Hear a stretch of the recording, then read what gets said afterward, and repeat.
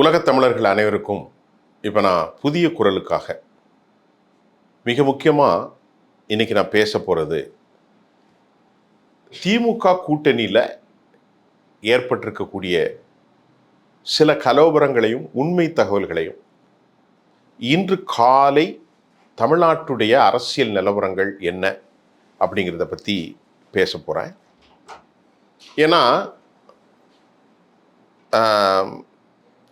ஒரு கட்சியில் என்ன பிரச்சனை போகுது அதைத்தான் பற்றி பேசணும். அதிமுகவில் பேசுகிறதுக்கு வேறு விவகாரங்கள் இருக்கிறது. டிடிவி தினகரன் விவகாரத்தை தாண்டி திருமதி சசிகலா அவர்கள் நாளை ஆரம்பிக்கிற மிக முக்கிய அறிவிப்பானை குறித்து நாளை உங்களுக்கு நான் பேசுவேன். இன்றைக்கு திமுகவில் பெரிய நெருக்கடி உருவாகி இருக்கிறது. வலிமையான கூட்டணியா அப்படின்னா திமுகவினுடைய ஊழல்கள், திமுக அமைப்புகளுக்கிடையே இருக்கிற பல குறைகளை தாண்டி இன்னைக்கு இந்த போட்டியில் முன்னணியில் இருக்கிறது. நான் வெளிப்படையாக ஒரு ஜேர்னலிஸ்டாக சொல்கிறதில் எனக்கு தயக்கம் இல்லை. அதற்கான காரணம் எதிர்கட்சிகள் எதிர்கட்சிகள் எதிர்கட்சிகள் எடப்பாடி முடிஞ்சிச்சு. இப்போ நம்ம அதை விட்டுரும். திமுகவில் 2 விஷயம் முக்கியமாக இருக்கிறது. 3 விஷயம் இருக்குது, 4 விஷயம் இருக்கலாம். ஆனால் அந்த 2 முக்கியம். இந்த 2க்கு அப்புறம் தான் மற்றது. ஒன்று திருமாவளவன், மற்றொன்று காங்கிரஸ் கட்சி. அப்போ என்ன அப்படிங்கிறது உங்களுக்கு சில ஐயப்பாடுகளை ஏற்படுத்தி இருக்கலாம். என்ன ஐயப்பாடு அப்படின்னா, திருமாவளவன் 6+1 7 இடங்கள் அவருக்கு கொடுக்கப்பட போவதாக சொல்லப்படுகிறது. ஏன்னா நான் சில காணொலிகளில் காங்கிரஸை விடவும் மற்ற அமைப்புகளை விடவும் ஒரு வலிமையான கட்சி அப்படின்னு சொல்லியிருக்கேன். களத்திலிருந்து பேசியிருக்கேன். அவர் அனைவருக்குமான ஒரு இஸ்லாமிய மக்களுடைய வாக்குகளையும் பெறக்கூடிய ஒரு கூட்டணி, தலித் சமூகத்தின் குறிப்பாக பறையர் சமூகத்தினுடைய வாக்குகளையும் பெறக்கூடியது. 15% வாக்குகள் அவருக்கு ஃபேவரேட்டாக இருக்குது. ஒன்றுமே இல்லை, ஒரு 10% இருந்தாலும் அவர் தான் திமுகவுக்கு அடுத்து நல்லது அப்படின்னு நான் சொல்லியிருக்கேன். அதனால் அவருக்கு இந்த முறை ஒரு தொகுதிகள் அதிகரிக்கலாம். ரைட். இப்போ அவருக்கு ஏற்படுற சிக்கல் என்னென்னா, தைலாபுரத்தில் நேற்று அருள்மணி, கோப்பாமணி, இந்த மாதிரி ஆட்கள், காந்தி எல்லாரும் உட்கார்ந்து பெரியவரோடு உட்கார்ந்து பேசியிருக்கிறாங்க 2.5 மணி நேரம். அதில் அவங்க எடுத்த முடிவு திமுகவில் சேரணும் அப்படின்னு. ஏவா வேலு போன்றவர்கள் இதை முன்னெடுப்பதாக நமக்கு தகவல் வந்திருக்கு. அவர்களுக்கு ஒரு 3 தொகுதி கொடுக்க திமுக சம்மந்தமாகவும் இருக்குது. அவர்களில் கிடைக்கிற ஒரு 1.5-2% இழக்கக்கூடாதுங்கிறதுல உறுதியாக இருந்தாலும், தொடர்ந்து வலிமையான கொள்கை பிரகடனத்தை திருமாவளவன் சொன்ன பிறகு இதை எப்படி சமாளிக்க போகிறாங்க? பால் டிஎம்கே கோர்ட்டில் இருக்குது அப்படின்ட்டார். என்னை பொறுத்தவரை பாரதிய ஜனதாவும் பாமகவும் மதம் சாதிக்கு இடமே இல்லை அப்படிங்கிறத சொல்லிட்டேன் பலமுறை. இப்போ அவரை எப்படி சமாளிக்க போகிறாங்க? அவர் எத்தனை தொகுதி கேட்டார்? அதிகாரத்தில் பங்கு கேட்பதில் எனக்கு உடன்பாடு இல்லை அப்படின்னு சொல்லிட்டார். 2016 அவர்கள் அதிகாரத்தில் பங்கு கேட்டார். இப்போது அவருடைய கொள்கை எதிரியாக பாரதிய ஜனதாவும் பாமகவையும் பார்க்கின்ற போது, பாமக ஏனைய இடைநிலை சாதிகளை தலித்துகளுக்கு எதிராக இதே ராமதாஸ் தலைமையில் கூட்டணி போட்டார்கள். மகனுக்கு அப்பாவுக்கு உள்ள பிரச்சனை பிரிஞ்சு போயிட்டு மறுபடியும் அவரை சேர்த்து 3 தொகுதியை திமுக வடமாநிலங்களில் வடமாவட்டங்களில் இருக்கிற ஒரு 1% வாக்குக்கு 2% வாக்கை ஆசைப்பட்டு அவர்கள் நடவடிக்கை எடுப்பார்களா? நிச்சயமாக ஒன்று உறுதி, திருமாவளவனுடைய சொல்லை கேட்காமல் எடுக்க முடியாது. ஆனால் எப்படியாவது எங்களை சேர்த்து கொள்ளுங்கிற மாதிரி அந்த பக்கத்தில் இருந்து சமீட்சை. நிச்சயமாக பெரியவர் ராமதாஸ் விஜய் அவர்களோடு போவதற்கான வாய்ப்பில்லை.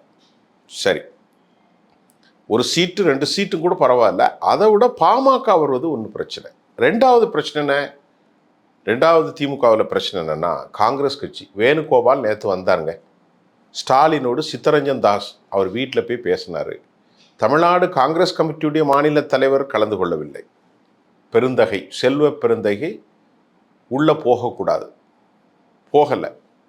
தமிழ்நாடு காங்கிரஸ் கட்சியில் தேர்தல் கூட்டணி குறித்து நியமிக்கப்பட்ட குழுவினரும் யாரும் பார்க்கல. கிரீஷ் ஜோடேக்கரா மத்திய குழுவினுடைய தமிழக பொறுப்பாளர் அவரும் கலந்துக்கிடல. கலந்து கொண்டது வேணுகோபால். அவரோடு பக்கத்தில் ஒரு வடமாநிலங்களில் இருக்கிற ஒரு மாநிலத்தின் முன்னாள் துணை முதல்வர் அவனும் வந்து கலந்து கொண்டார். அவ்வளோதான். இப்போ நமக்கு கிடைச்ச தகவல், காங்கிரஸ் கட்சி 38 தொகுதி வரை கேட்குறாங்க, அல்லது 37 38 2 எக்ஸ்ட்ராவும் கேட்குறாங்க. எதில்? ராஜ்யசபாவில். திமுக கடைசியாக 27 தொகுதிகளுக்கு மட்டும் ஒப்புக்கொண்டதாக தகவல் வந்திருக்கு. 25 தொகுதி தான் திமுக. கடந்த முறையை விட குறைக்கணும் அப்படின்னா முடியாது. திமுக வேணுகோபாலிடத்தில் கனிமொழியோடு உட்கார்ந்து தெளிவாக பேசியிருக்கிறாங்க. காங்கிரஸ் கட்சியினுடைய நிலை என்ன, தமிழ்நாட்டில் காங்கிரஸ் கட்சியினுடைய வாக்கு சதவீதம் என்ன, தமிழ்நாட்டில் திராவிட முன்னேற்ற கழகம் சந்திக்கிற பாரதிய ஜனதாவின் அழுத்தங்கள் என்ன, இதை நாம் எதிர்கொள்ளணும்னா நீங்கள் இப்படி போட்டிடுங்கன்னு திரும்ப இது ஒரு மு.க. ஸ்டாலின் வேணுகோபால்கிட்ட விளக்குனாராம். ஆனால் வேணுகோபால் மத்திய ராகுல் அவர்களுடைய அந்த செய்தியை இங்கே சொல்லியிருக்காரு. ஐயா 38 சீட்டு கொடுத்துருங்க அப்படின்ன மாதிரி சொல்லியிருக்காரு. பேச்சுவார்த்தையினுடைய முடிவுகள் வரவில்லை. காங்கிரஸ் கட்சி ஒரு 18 கண்டெயின் பண்ணிடலாம் அப்படின்னு நினைக்கிற போது இந்த அளவிற்கு கடுமையான குடைச்சலை கொடுப்பார்கள் என அதிர்ச்சியும் கோபத்திலும் திமுக காரங்க இருக்காங்க. அதிர்ச்சியிலும் கோபத்திலும் எதுக்கு இவன் அப்படிங்கிற மாதிரி பேசுகிறாங்களாம். ஆனால் ஸ்டாலின் வந்து அப்படி இல்லை, நிலவரம் சரியில்லை, கலவரமாக இருக்குது, ஏன்னா நாம் தனிச்சு நின்று ஜெயிக்கிறது கஷ்டங்கிறத உணர்ந்து இப்போது மூன்றாவது பிளேயராக இருக்கும் விஜயனுடைய தாக்கம், ஒரு அப்ரிஹென்ஷன்ஸை அமங் த சொசைட்டி அவங்களுக்குள்ளே ஏற்படுத்தியிருக்கிறனால இப்போ ரொம்பவே பணிந்து போயிருக்கிறார். இல்லைன்னா காங்கிரஸை தூக்கி கடாச்சிருப்பாங்கன்னு சொல்கிறாங்க. இது காங்கிரஸ் பக்கம் முடிவு இன்னும் தெரியல எத்தனை சீட்டுக்கு ஒத்துக்கிட்டாங்கன்னு. மூன்றாவது பிரச்சனை வைகோ. 5 சீட்டு தான் சார், உங்களுக்கு இல்லை, நாங்கள் வந்து பம்பரத்தில் நிற்போம், அப்போ 3 சீட்டு தான். திமுக என்ன சொல்லியிருக்காங்க, 170 தொகுதி அவங்களுக்கு போக இதில் ஒரு 64 தொகுதியில் எல்லாத்துக்கும் பிரித்து கொடுக்குறதுக்கு அவங்களுக்கு திட்டம். ஒரு காங்கிரஸுக்கு ஒரு 25, மற்றவங்களுக்கெல்லாம் தேமுதிகவுக்கு ஒரு 6, இப்படி தான் கொடுக்க போகிறாங்க. திருமாவுக்கு ஒரு 6, அல்லது தேமுதிகவுக்கு 7, திருமாவளவனுக்கு 7, 14 சீட்டு போயிடும். 25 14 39. ஏன்னா அப்புறமா அந்த வைகோவுக்கு ஒரு 5, 44. மீதி இருக்கக்கூடிய இடதுசாரிகளுக்கு 6 6 12, 44 12 54 56. மீதி இருக்கக்கூடிய இந்திய யூனியன் முஸ்லீமுக்கு ஒரு 2, அப்போ 58 அப்படி வரும். கொங்குக்கு 1, மாமாக்காவுக்கு 1, இப்படியே கொடுத்து முடிச்சிடலாம். 68லேருந்து 70 தொகுதி திமுக நிற்கணும்னு முடிவு பண்ணிட்டாங்க. இன்னொரையும் சொல்ல மறந்துட்டேன், மக்கள் நீதி மையம் 3 தொகுதிகள். அப்போ திமுகவுக்கு பெரும் நெரிசல் இருக்கிற, அவங்க 170 தொகுதி நிற்க முடியாது. இப்போ அந்த குழப்பத்தில் மக்கள் நீதி மையம் அதிகம் எதிர்பார்க்கலாம். 14 தொகுதி கேட்டிருக்காங்க. அவர்களுக்கு கொடுக்கப்படுவதோ 3 இல்லது 4 அப்படிதான் சொல்லப்படுது. இதில் பாமகவுக்கு பெரியவர் எங்கே கொண்டு சேர்க்க, அவருக்கு ஒரு 3. இப்போ திமுக ஒரு 160 62 தொகுதியில் தான் நிற்க முடியும். அதுக்கு மேலே நிற்கிற கஷ்டம். இந்த அம்மாவுக்கு பெரிய குடைச்சல். இவங்களெல்லாம் எப்படி சந்தித்து திமுக வெற்றி சுடப்பட போகிறது என்ற கேள்வி இருக்கிறது. எல்லாரையும் விட குடைச்சல் காங்கிரஸ் தான். அநேகமாக காங்கிரஸ் உடைந்தால் திமுக வலுவிழக்குமா, அது வேறு ஒரு தலைப்பில் பேச வேண்டிய விஷயம். ஆனால் இந்த முறை மு.க. ஸ்டாலின் யாரையும் இழப்பதற்கு அந்த கூட்டணியில் தயாராக இல்லை. திருமாவளவனுடைய முடிவு மிக முக்கியம். திருமாவளவனுக்காக ராமதாஸை வந்து திமுக சேர்க்கவே சேர்க்காது. திருமாவளவனை எதிர்த்து சேர்க்காது. திருமாவளவன்கிட்ட வேற ஏதாவது சாக்கு போக்கு செஞ்சு அல்லது ராமதாஸை பேச வச்சு வேணா செய்யலாம். இதுதான் இன்னைக்குள்ள நிலவரம். மற்றபடி பெரிய விவகாரங்கள் ஒன்றும் இல்லை. அதிமுகவை பொறுத்தவரை அது வழக்கம் போல பாரதிய ஜனதா இருக்கு. அது போக அதிமுக, அமமுக, பாமக அது எல்லாம் வலுவான கூட்டணி தான். ஆனால் இந்த கூட்டணியில் அமமுக செயலிழக்க போகிறது, பேரலைஸ்ட் ஆக போறாங்க அப்படின்னு செய்திகள் தமிழ்நாடு முழுவதும் வருது.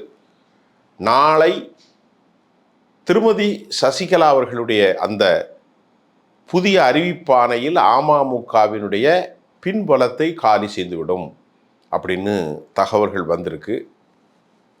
நேற்று திரு டிடிவி தினகரன் பேசுகின்ற போது நேராக அவரை தாக்குறதுக்கு அவருக்கு தேவையில்லை, யாரோ புது கட்சி ஆரம்பிக்கிறாங்கன்னு அங்கே பக்கம் போகாதீங்கன்ன மாதிரியும் 6 மாதம் ஆகும், அதெல்லாம் எலெக்ஷனுக்கு ஒர்க் அவுட் ஆகுதுன்னு சீண்டி பார்க்கிறார்.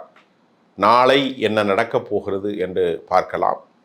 ரெண்டாவது அவர் பேச்சு என்ன சொல்கிறார் அப்படின்னா, நான் என்டிஏலே தானே தொடர்றேன், அதிமுகவோட இல்லையே அப்படின்னு ரெண்டாவதும் சொல்கிறாரு. இதை சொல்ல முன்னாடி எடப்பாடியோடு பேட்டி கொடுத்தது, நாங்கள்லாம் அம்மாவுடைய பிள்ளைகள்னு சொன்னது, அதையும் தென்பகுதி சமூகம் ரொம்பவே வெறுப்பில் இருக்கிறாங்க அப்படின்னு சொல்லலாம். முக்குளத்தோருடைய வாக்குகள் இந்த முறை அமமுகவுக்கு பெரும் பின்னடைவை ஏற்படுத்த போகிறது. அதில் எந்த விதமான சந்தேகமும் இல்லை. அது வாக்குகள் பிரியும். இப்பொழுது சசிகலா அவர்களுடைய அந்த புதிய அறிவிப்பாணை எப்படி இருக்கிறது என்பது நாம் கொஞ்சம் நாளைக்கு வரைக்கும் பொறுத்திருந்தால் தான் அனலிட்டிக்கலாக அந்த விஷயத்தை நம்ம பார்க்க முடியும். இப்படிப்பட்ட ஒரு சூழ்நிலையில் தமிழ்நாடு களம் இருக்கிறது என்பதை இன்னைக்கு உள்ள செய்தி. மீண்டும் நாளை சந்திப்போம். நன்றி.